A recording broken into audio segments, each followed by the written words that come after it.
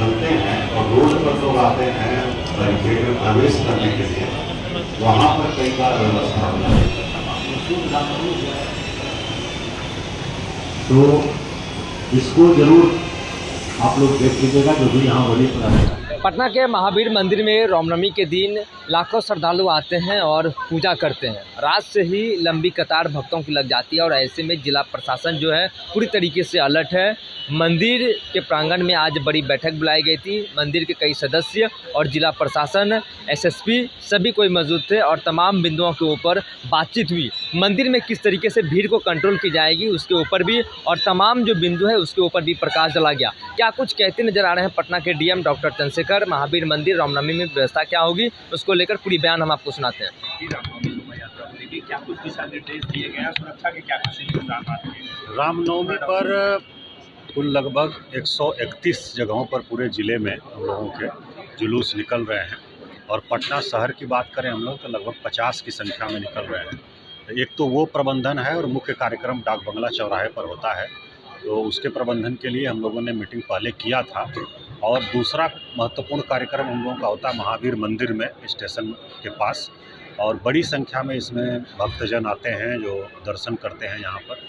और एक दिन पहले से ही, शाम से ही लाइन लग जाती है, और लगभग 4 से 5 किलोमीटर लंबी लाइन लगती है।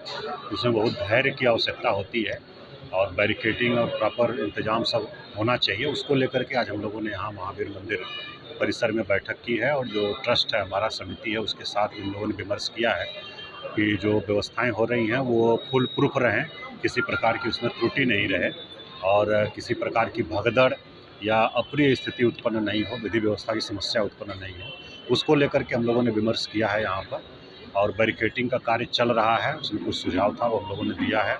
और दूसरा कि उस दिन जो प्रसाद खरीदने के लिए लोग आते हैं, तो एंट्री एग्जिट के पास दुकानें लग जाती हैं, उससे काफ़ी कठिनाई होती है, तो वो नहीं हो। तो ये लोग 14 जगहों पर उसको प्लान कर रहे हैं, जहाँ लाइन में लगे रहेंगे उसी रूट में दुकानें लगाई जाएंगी, ताकि वहीं लोग ले सकें। फोर्स मजिस्ट्रेट का पर्याप्त प्रतिनियुक्ति रहेगी। सीसीटीवी कैमरे से भी हम लोग निगरानी करेंगे, कोई लाइन तोड़े नहीं और आपस में नहीं झगड़ें, और आराम से लोग दर्शन करें, ये हम लोगों का प्रयास रहेगा। मेडिकल टीम भी रहेगी, पेयजल का इंतजाम, बाकी सब जो व्यवस्था है वो सब रहेगी। स्ट्रीट लाइट वगैरह कुछ ख़राब बताई गई है, उसको नगर निगम को कहा गया है कि ठीक करा देंगे।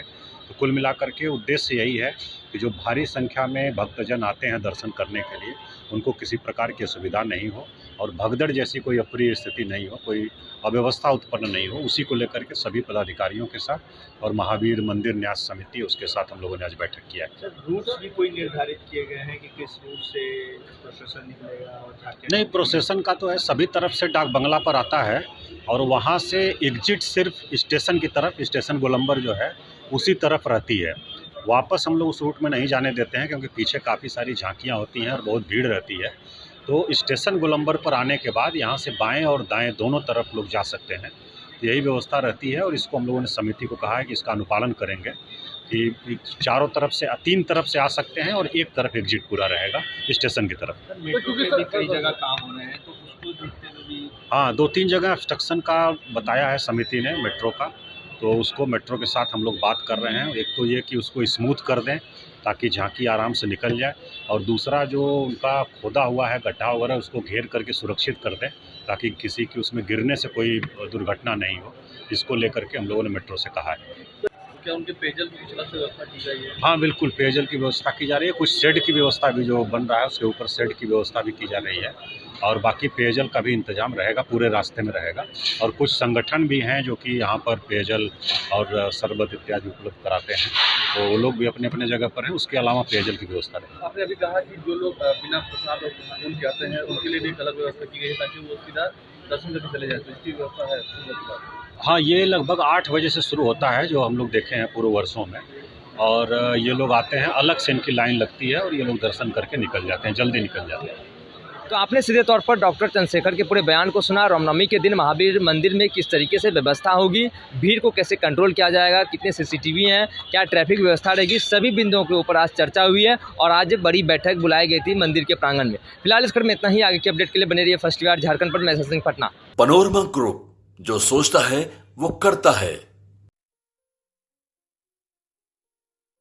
ये लो मुंह मीठा करो, आज मैंने अपना जॉब छोड़ दिया, अब हम पूर्णिया वापस जाएंगे।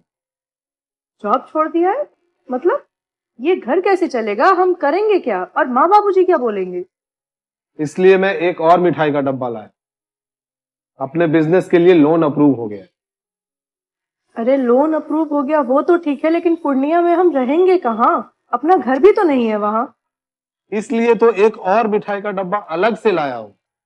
हमने पूर्णिया में घर ले लिया है, पूर्णिया के ई होम्स पैनोरमा में। पूर्णिया में पैनोरमा ग्रुप लेकर आए हैं ई होम्स पैनोरमा। बड़ा घर, आलीशान जिंदगी और अत्याधुनिक सुविधाओं के संग। अरे अरे, अब क्यों मुंह मीठा करवा रही हो?